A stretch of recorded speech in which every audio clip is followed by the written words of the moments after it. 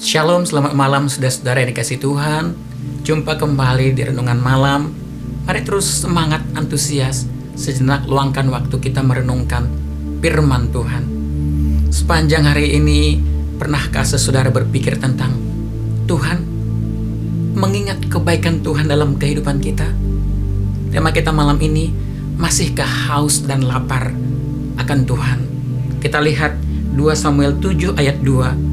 Berkatalah raja kepada Nabi Nathan, "Lihat, aku diam dalam rumah dari kayu aras, padahal tabut Allah diam di bawah tenda." Saudara-saudara, mari belajar dari Raja Daud malam hari ini. Setelah Daud mengalami ketenangan, keamanan dari musuh-musuhnya, dan dia bisa tinggal di rumah dari kayu aras, tempat yang lebih baik, bukankah sebaiknya sepatutnya seperti raja-raja dulu melakukan perjamuan, menjamu seluruh prajurit-prajuritnya supaya mereka lebih setia kepada Daud? Itu bukan sesuatu yang salah, saudara. Tapi apa yang Daud pikirkan? Yang pertama kali dia pikirkan adalah tabut Allah masih diam di dalam tenda. Tinggal di dalam tenda yang terbatas, sementara dia tinggal di rumah dari kayu aras, menikmati ketenangan, menikmati kenyamanan. Daud gak tenang, saudara, walaupun dia sudah mengalami ketenangan dari musuh-musuhnya, tinggal di tempat yang lebih baik. Tabut Allah masih diam di dalam tenda. Daud begitu menghormati Tuhan, sehingga ada kerinduan dalam hatinya untuk membuat sebuah rumah, sebuah tempat untuk tabut Allah. Karena dia tahu apa yang dia alami, apa yang dia capai hari itu adalah berkat penyertaan Tuhan dalam kehidupannya. Bagaimana dengan kita? Daud berbicara orang yang intim dengan Tuhan, menjaga rasa haus dan laparnya akan Tuhan.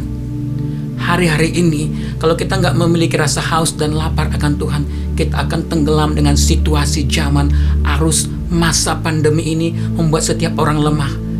Kenyamanan kadang-kadang membuat kita lemah. Nyaman dengan pekerjaan kita, penghasilan kita, keluarga kita beres, nggak ada masalah. Hati-hati, saudara. Bahkan kadang-kadang ketidaknyamanan juga membuat kita jauh dari Tuhan. Orang-orang yang lapar dan haus akan Tuhan akan terus mencari Tuhan. Apakah kita tenang melewati hari tanpa punya waktu dengan Tuhan? Apakah kita nyaman memulai hari tanpa persekutuan dengan Tuhan? Apakah kita nyaman menutup hari tanpa perenungan akan firman Tuhan?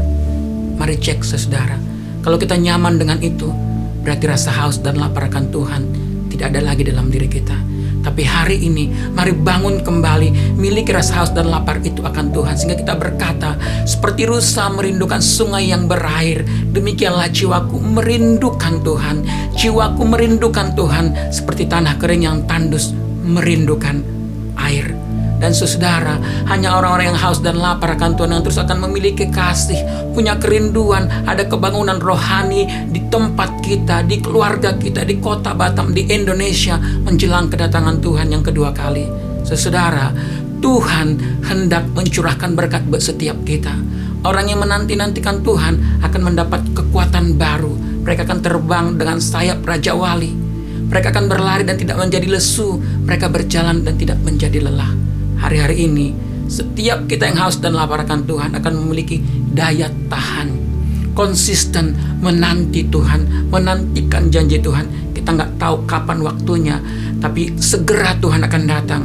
Jika kita haus dan lapar akan Tuhan, terus memelihara itu, terus menambah, bahkan terus bertanya dalam hati kita kepada Tuhan, Tuhan, apa hal yang lebih baik lagi yang bisa kulakukan untuk Tuhan, untuk melayani Tuhan, untuk menyenangkan Tuhan, di pekerjaan kita, di pelayanan kita, dimanapun kita berada.